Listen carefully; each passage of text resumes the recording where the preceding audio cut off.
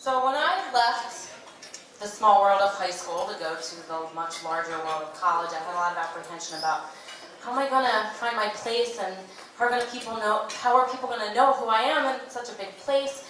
You know, how am I really going to establish myself? A lot of nerves with that.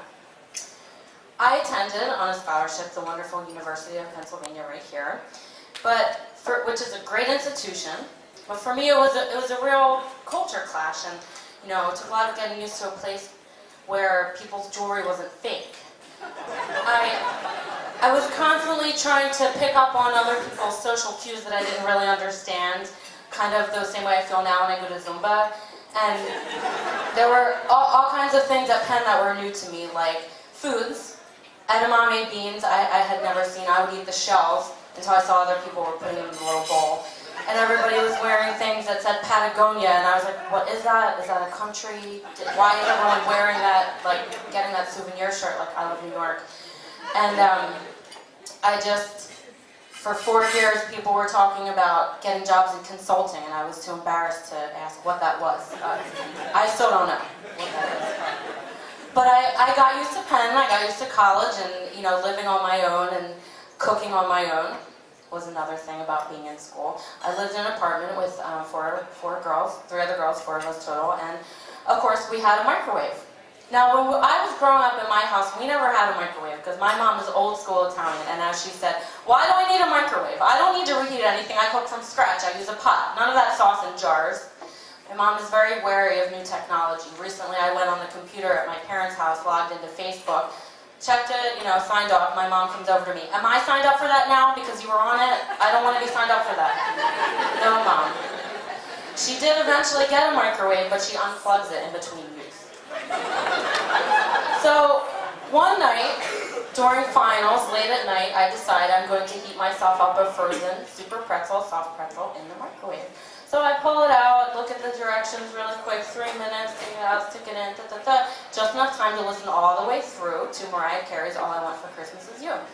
So just as Mariah is getting to the last you, I start to kind of smell something burning. So the microwave beeps, so I go over, I open it up, smoke pours out. The entire apartment is filled with black, billowing smoke, and I can barely see anything, but through the haze, a charred little black lump of pretzel that was supposed to be heated not for 3 minutes, but for 30 seconds.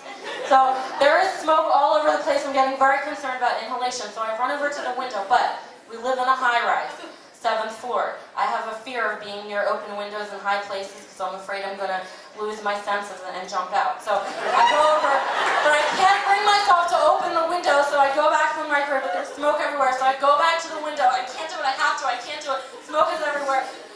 There's a knock at the door, so I go to the door. My neighbor John has run out of milk for his cereal. So I open the door, there's John, smoke's billowing behind me, and before he can say, what is going on, the smoke seeps out into the hallway. The fire alarm is in the hallway. The fire alarm goes off. We live in a 24-story building. It is 1 a.m. It is the last night before finals. Everyone is either sleeping because they have an exam the next morning that if they don't pass, they won't get into med school, or if you're like me, they're trying to cram in 3 months worth of unattended class material fueled only by Mountain Dew Code Red. So people do not want to leave. But RAs are knocking on the doors. Everyone has to evacuate. The building is clearing out. I run down to the lobby thinking I can stop this before it gets any worse, and I go to the front desk and I say, it was me, it was my apartment, I'm sorry. And the guy just looks at me like, what? Meanwhile, the sirens, I hear the sirens, the fire engines are pulling up to the front door, and then I look down and students, thousands, are swarming down, everyone looking angrier than the next, ready to kill the idiot who set off the fire alarm. So I, as the firemen come in, I do the only thing that you can do to maintain your pride and courage. I went and hid in the stairwell while the firemen went up to the apartment and my roommates had to deal with it. I couldn't admit the 30-second thing. So for the next couple years, sometimes it came up when I talked to people. The evacuation, the pretzel, the fire. It was you. One time, this guy with a mix of disgust and awe, he said, that was you?